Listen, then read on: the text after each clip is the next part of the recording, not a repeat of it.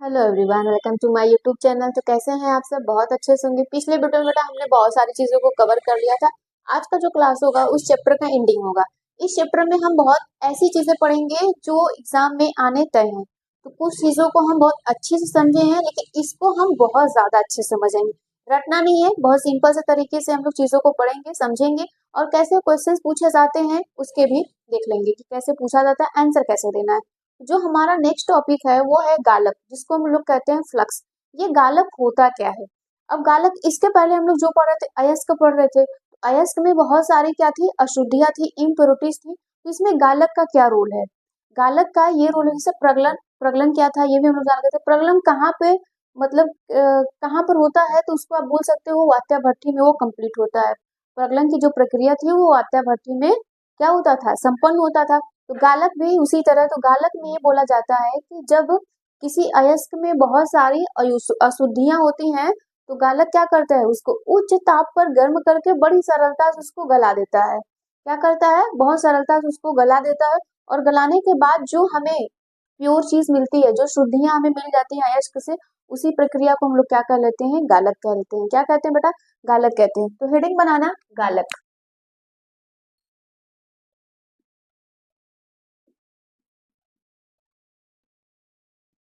ठीक। गालक समझ गए थे ना? गालक में होता क्या है, दूर कर देते हैं हम लोग अशुद्धियों को। इसमें कई सारे टाइप ऑफ गालक भी पूछ ले जाते हैं, मतलब टाइप ऑफ फ्लक्स भी पूछ ले जाते हैं कि गालक के कितने प्रकार के होते हैं। तो दो प्रकार के, एक अम्लीय होता है, एक क्षारी होता है। अम्लीय में कैसा होता है, क्षारी में कैसा होता है, ये भी हम लोग देखेंगे। पहले सबसे पहले हम लोग पढ़ लेते हैं कि गालक। गालक होता क्या था? जब बेटा अयस्क होगा उसमें बहुत सारी अशुद्धियां होंगी, तो उसमें हम क्या करेंगे, गालक को मिलाएंगे और उसको उच्च ताप पर गर्म करेंगे।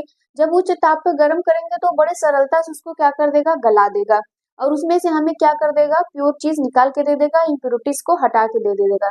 समझ में आ रहा है ना गालक क्या होता है? तो इसका डिफिनीशन लिखिएगा कि गालक होता क्या है। क्या था, वे पदार्थ जो अयस्क में उपस्थित अशुद्धियों के साथ उच्च ताप पर क्रिया करके उन्हें सरलता से गलाकर होने वाले पदार्थ के रूप में दूर किया जाता है, उसे गालक कहते हैं। क्या कहते हैं बेटा? उसे हम लोग गालक कहते हैं। मतलब कि जो हमारा शुद्ध अयस्क होगा उसमें गालक को आप मिलाइए और उसको गर्म करिए उच्च ताप पर। वो जब क्रिया उसके साथ कर लेगा तो उसमें से अशुद्धियों को निकाल देगा। अब ये गालक कितने प्रकार के होते हैं? तो गालक दो प्रकार के हैं, एक अम्लीय और एक क्षारीय। तो लिखिएगा गालक के प्रकार। ठीक। कितने प्रकार के होते हैं? दो प्रकार के। यह दो प्रकार के होते हैं। कौन कौन? क्षारीय गालक, क्षारीय गालक, और दूसरा अम्लीय, अम्लीय गालक। अब ये क्षारीय गालक क्या होता है बेटा? तो क्षारीय गालक क्या है, इसमें क्षारीय गालक में क्या होता है, क्षारीय गालक अयस्क में यदि अशुद्धियां अपद्रव्य उसमें है तो उनको उनको क्या करेगा, अशुद्धियां अपद्रव्य अम्लीय प्रकृति के हैं, अम्लीय प्रकृति के उपस्थित हो तो उसमें क्या करते हैं, क्षारीय क्षारीय गालक का हम लोग प्रयोग करते हैं। आप ये बोल सकते हो कि क्षारीय गालक का हम तब यूज करेंगे जब हमारे पास अयस्क और अयस्क में अशुद्धियां जो हो अम्लीय प्रकृति की हो, तब हम उसमें किसका यूज करेंगे, क्षारीय गालक का यूज करेंगे। एग्जाम्पल लिखवाएंगे तो क्लियर हो जाएगा। तो यहाँ पर हेडिंग बनाइएगा, क्षारीय गालक। क्षारीय गालक। तो क्षारीय गालक में क्या लिखेंगे, क्षारीय गालक, क्षारीय गालक अयस्क में यदि, अयस्क में यदि अपद्रव्य, अपद्रव्य का क्या मतलब होगा बेटा, यहाँ पर अशुद्धियां,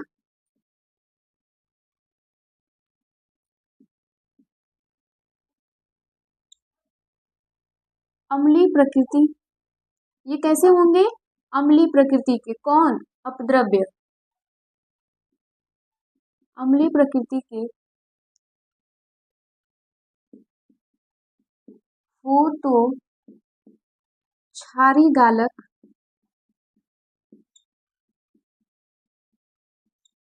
का उपयोग करते हैं, उपयोग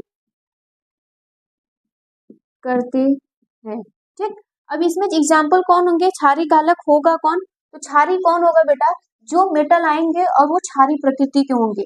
तो हम जानते हैं कि हमारे जो सबसे ज्यादा क्षारीय होते हैं वो कौन से होते हैं, अगर आपको पढ़ाया गया होगा, पीएच पढ़ाया गया था तो उसमें बताया गया था कि कौन क्षारीय होगा, तो मतलब 7 से ऊपर की तरफ जाने वाले सब क्षारीय थे। तो सबसे ज्यादा क्षारीय कौन होता था, मिल्क ऑफ मैग्नीशिया, उसमें कौन होता था, मैग्नीशियम होता था ना, जानते हो मिल्क ऑफ मैग्नीशिया में।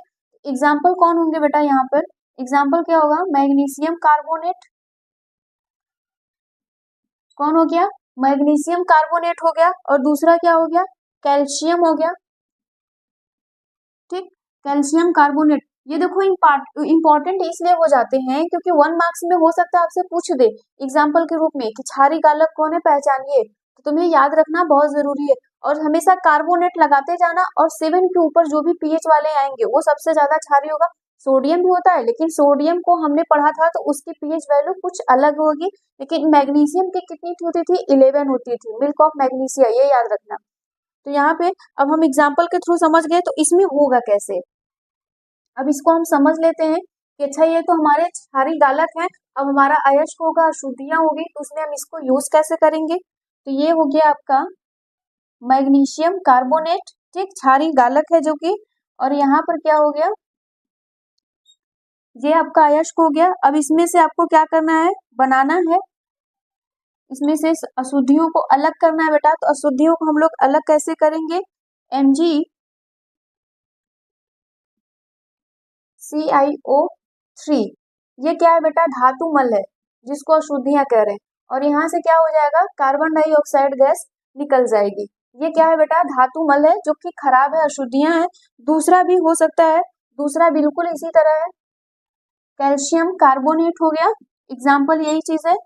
ठीक, तो यहाँ पर भी क्या हो जाएगा, कैल्शियम SiO3, कार्बन डाइऑक्साइड यहाँ से भी रिलीज हो जाएगा, बिल्कुल उसी तरह था। अब हम लोग लिखेंगे कि इसमें अम्लीय गालक क्या होते हैं, तो हेडिंग क्या बनाएंगे बेटा, अम्लीय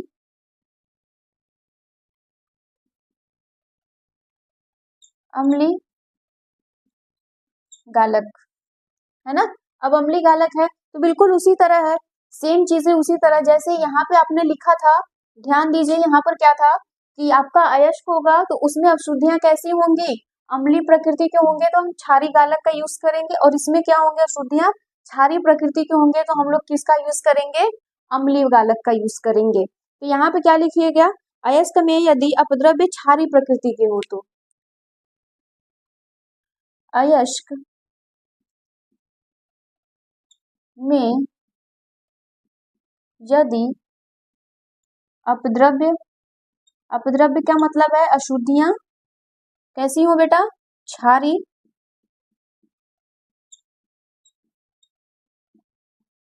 प्रकृति के हो तो हम लोग किसका यूज करेंगे, या उपस्थित हो तो, या हो तो अम्लीय गालक का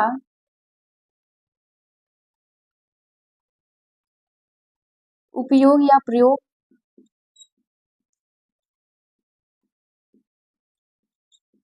करते हैं। क्लियर हो गया, अम्लीय गालक कौन होंगे।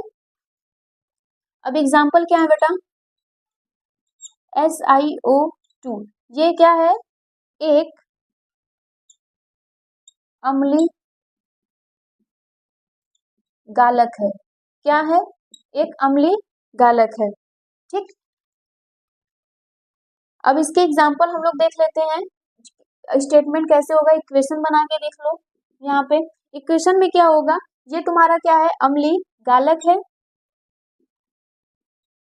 ठीक, अम्लीय गालक है। अब यहाँ पर ये क्या हो गया, क्षारीय, है ना, क्षारीय अशुद्धियां हैं। अब इनको हमें रिएक्शन करवाइए, ताप पर गर्म करिए, तो हमें क्या बना के देंगे, आयरन सिलिकेट दे देंगे बेटा। यहाँ पे FeSiO3, इसी को हम लोग कहते हैं आयरन सिलिकेट। ठीक, इसी को हम लोग क्या कहते हैं, आयरन सिलिकेट कहते हैं। ये अम्लीय गालक है, ये क्षारीय अशुद्धियां हैं। जहां तक क्लियर हो गया है, नोट करिए जल्दी से। नेक्स्ट टॉपिक आएगा, वो आएगा अपचयन। अपचयन हम कराएंगे कब, जब हमारे पास अयस्क होगा, उसकी अशुद्धियां होगी, तो उसका हम लोग अपचयन कराएंगे बेटा। अपचयन में इसका मतलब जैसे पहले पढ़ा था फर्स्ट चैप्टर में अपचयन, उसी तरह होता था। अपचयन में क्या करते थे, रिडक्शन। रिडक्शन में हम लोग क्या करते थे, हाइड्रोजन को क्या करते थे, ऐड करते थे, ऑक्सीजन को वहां से रिमूव करते थे। तो इसका मतलब आप जब पहले पढ़ाया गया होगा तो आपको पढ़ाया गया होगा कि धातु ऑक्साइड थे। कैसे थे बेटा, धातु ऑक्साइड अयस्क के फॉर्म में रहते थे। तो वहां से हमें क्या करना है, ऑक्साइड को बाहर कर देना है। ऑक्सीजन को बाहर कर देंगे तो ओनली हमारे पास क्या बचेगा, क्या बचेगा, मेटल्स बचेंगे। और हमें क्या लाना था, हमें धातु तो ही प्राप्त करना था। तो अपचयन वह क्या है बेटा, अपचयन एक वह प्रक्रिया है जिसमें हम लोग क्या करते हैं, धातु ऑक्साइडों का अपचयन करवाते हैं और हमें धातु प्राप्त हो जाती है। और ये बहुत प्रकार के हो सकते हैं, इसमें कई प्रकार आएंगे, एल्युमिनियम द्वारा, कोक द्वारा, है ना, अमलगम द्वारा। लेकिन हम सबको नहीं पढ़ेंगे क्योंकि हमारे लिए सब जरूरी नहीं है। हमारे लिए अमलगम जरूरी है, जो पूछ लिया जाता है, तो अमलगम केवल पढ़ेंगे, बाकी चीजों को हम लोग इग्नोर कर देंगे। यहाँ तक कुछ बोर्ड में आपके नहीं पूछा जाएगा तो परेशान मत होना। जो चीजें बोला जा रहा है कि नहीं पूछा जाएगा, तो सच में वो नहीं पूछा जाएगा, लेकिन जो कहा जा रहा है कम से कम उतना उसको अच्छे से पढ़ लो। ठीक, तो हेडिंग क्या बनाना, अपचयन।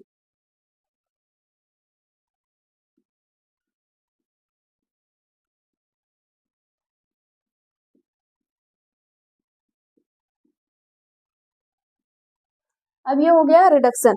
रिडक्शन में क्या है, अयस्क धातु प्राप्त, अयस्क से धातु हो बेटा।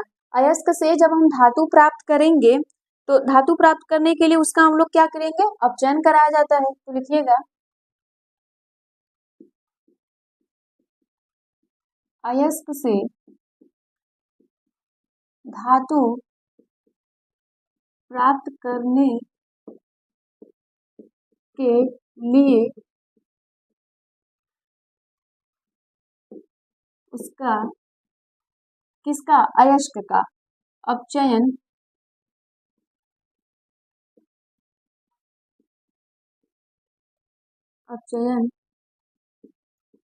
कराया जाता है।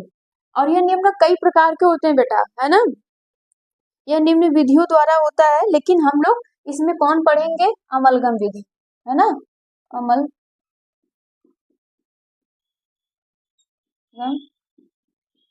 विधि द्वारा। ठीक, अमलगम विधि द्वारा हम लोग करेंगे। अब ये अमलगम क्या होता है बेटा, अमलगम स्पेसिफिक किसी चीज के लिए होगा। इसमें हो सकता है अमलगम में आपसे पूछ ले कि कौन से धातु होंगे, तो आप बता सकते हो इस विधि में, इस विधि के द्वारा उत्कृष्ट धातुओं का, उत्कृष्ट धातुएं कौन होंगी, कौन कौन होगा इसमें, आप बोल सकते हो Au होगा और Ag होगा। कौन कौन, Au गोल्ड और सिल्वर होंगे, इनका निष्कासित किया जाता है। आप बोल सकते हो बेटा पीसे हुए अयस्क को, क्या करेंगे हम लोग, पीसे हुए अयस्क को, मतलब इसमें हमें उत्कृष्ट धातुएं लेनी है, गोल्ड और सिल्वर लेना है। फिर देन उसके बाद हमें क्या करना है, पीसे हुए अयस्क को Hg, मर्क्यूरी, अमलगम में स्पेसिफिक केस है जो क्या है, मर्क्यूरी है। यहाँ से इंपॉर्टेंट क्वेश्चन ये बन सकते हैं कि अमलगम में हम लोग किस धातु का प्रयोग करते हैं, तो मर्क्यूरी का, Hg का उपयोग किया जाता है। इसलिए अमलगम क्या हो जाता है बेटा, इंपॉर्टेंट हो जाता है। तो हम लोग किसका यूज करेंगे, मर्क्यूरी से क्रिया करके धातु अमलगम बनाती है। धातु अमलगम का आसवन करने से हमें क्या होती है बेटा, शुद्ध धातु प्राप्त हो जाती है। क्या होता है, शुद्ध धातु प्राप्त हो जाता है। अपचयन क्या था, ये चीजें हमने जान गए कि अपचयन कैसे कराते हैं, कि प्राप्त करने के लिए अपचयन कराया जाता है, शुद्ध धातु प्राप्त करने के लिए। ठीक, अब इसमें क्या है, अमलगम विधि द्वारा कराया जाता है। तो अमलगम विधि द्वारा, इस विधि के द्वारा उत्कृष्ट धातुएं जैसे किसका, AuAg, ठीक, निष्कासित किया जाता है। और पिसे हुए अयस्क को Hg, मर्क्यूरी से क्रिया करा के धातु अमलगम बनाती है। धातु अमलगम का आसवन करने से हमें धातु प्राप्त होता है। क्लियर हो पाई मेरी बातें यहाँ तक।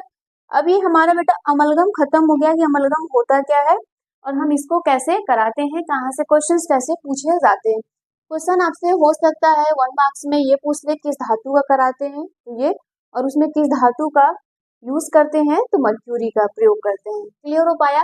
अब नेक्स्ट जो हमारा टॉपिक होगा वो होगा अयस्कों का समृद्धिकरण।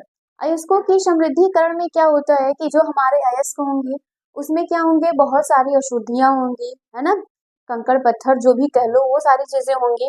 तो उनको हम लोग क्या करेंगे, पत्थर के टुकड़े होंगे, मिट्टी के कण होंगे, कंकड़ होंगे, बालू चूने के पत्थर होंगे, बहुत सारी अशुद्धियां उसमें क्या होगी, मिली होगी। तो इन हम अशुद्धियों को क्या करेंगे, अशुद्धियों के रूप में अयस्क में होते हैं, उन्हें मैट्रिक्स कहते हैं। क्या कहते हैं बेटा, मैट्रिक्स कहते हैं। जो मतलब अशुद्धियां अयस्क में मिले होंगी, कौन कौन, पत्थर के कण भी हो सकते हैं, पत्थर के टुकड़े हो सकते हैं, बालू के कण होंगे, मिट्टी के कण होंगे, चूने के पत्थरों के कुछ कण होंगे, और उन्हीं अशुद्धियों को हम लोग क्या कहते हैं, मैट्रिक्स कहते हैं। क्या कहते हैं, मैट्रिक्स कहते हैं। तो ये चीजें हमें लिखवाने की जरूरत नहीं है ना, तो यहाँ से क्वेश्चंस पूछे जाएंगे, हाँ, लेकिन हमें ये पूछेंगे किस विधि द्वारा हम लोग क्या करते हैं अयस्कों का समृद्धिकरण, तो ये पूछ लिया जाता है। तो अब हम लोग उसको पढ़ेंगे। इनमें बहुत सारी चीजें हैं, लेकिन हम कुछ कुछ को पढ़ेंगे जो हमारे लिए इम्पोर्टेंट है। जैसे गुरुत्वीय पृथक्करण विधि, तो गुरुत्वीय पृथक्करण विधि में क्या होगा उसको हम लोग जान लेंगे।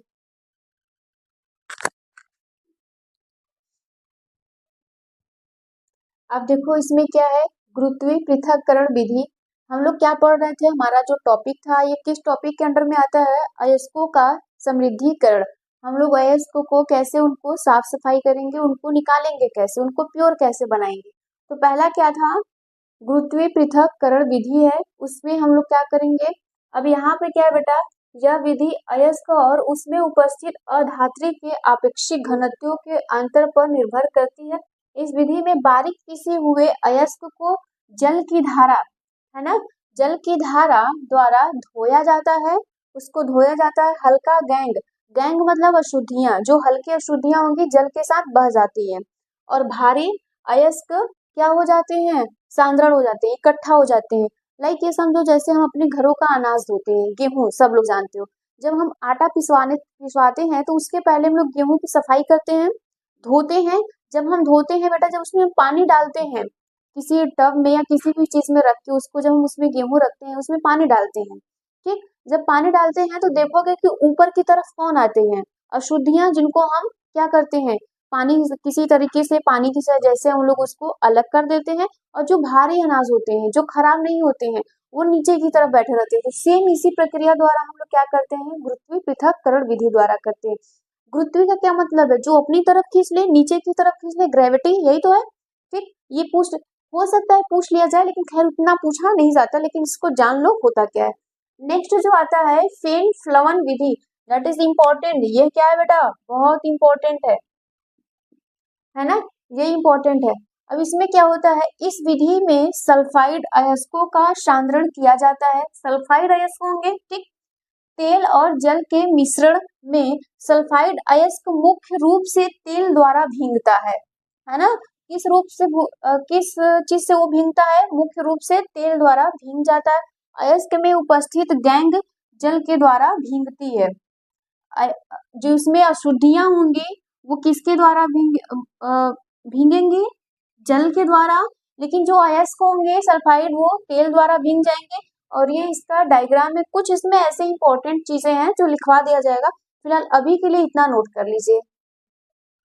फ्लवन विधि में कुछ नोट करके था बेटा, नोट करके यहाँ पे मैंने लिखा है, इस विधि में अयस्क को डाल के, मतलब अपने भाषा में आप कैसे लिखोगे उस चीज को है, डालकर उसमें थोड़ा छिड़का तेल, कैस्टर ऑयल जानते हो ना, उसी को कहते हैं छिड़का तेल, अथवा 1% क्रियोसेट तेल होगा, और थोड़ा पोटेशियम एथिल जेंथेड मिलाकर वायु की प्रबल धारा प्रवाहित की जाती है। सल्फाइड अयस्क के कण तेल से भींग कर द्रव की सतह पर फेन के रूप में एकत्रित हो जाते हैं ना, झाग के रूप में एकत्रित हो जाते हैं, और गैंग से मिलकर नीचे बैठ जाते हैं। और क्या करते हैं, गैंग से मिलकर नीचे वो लोग बैठ जाते हैं इस विधि द्वारा। ये लाइन इंपॉर्टेंट है, ठीक, ये वाली, इस विधि द्वारा क्या होगा, कॉपर होगा और लेड होगा और जिंक सल्फाइड अयस्कों का सांद्रण किया जाता है। तो फेन फ्लमन विधि द्वारा हम लोग किसका सांद्रण करते हैं? कॉपर का करते हैं, लेड का करते हैं और जिंक का करते हैं। ठीक, यहाँ तक क्लियर हो गया। अब अगला जो हमारा टॉपिक आता है वो आता है चुंबकीय पृथक्करण विधि। ये भी इम्पोर्टेंट है।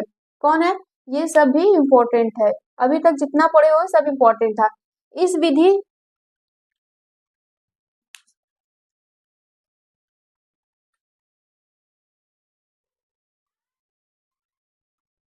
देखो ये इम्पोर्टेंट था, इसके बारे में सुनो। यह विधि पदार्थों के चुंबकीय गुणों पर आधारित है। यदि अयस्क चुंबकीय अथवा उसमें किसी चुंबकीय पदार्थ के अशुद्धियां हैं तो इस विधि द्वारा चुंबकीय पदार्थ और चुंबकीय पदार्थों अचुंबकीय पदार्थों का पृथक किया जाता है।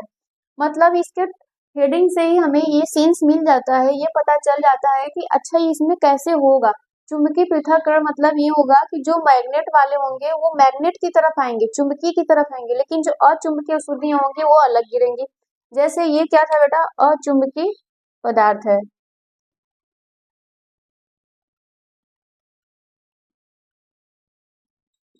अचुंबकीय ये अशुद्धियां है ना, ये वाले।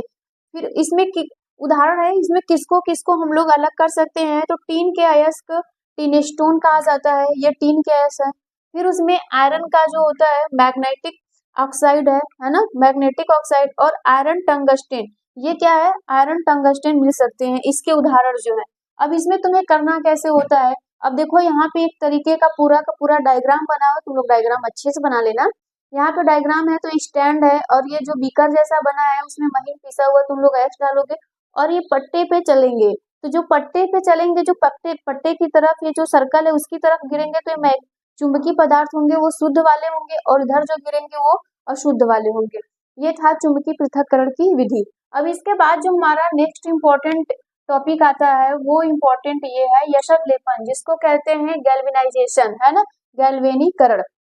ये पूछ लिया जाता है कभी 1 मार्क्स या 2 मार्क्स में, मैक्सिमम 2 मार्क्स में ये पूछ लिया जाता है।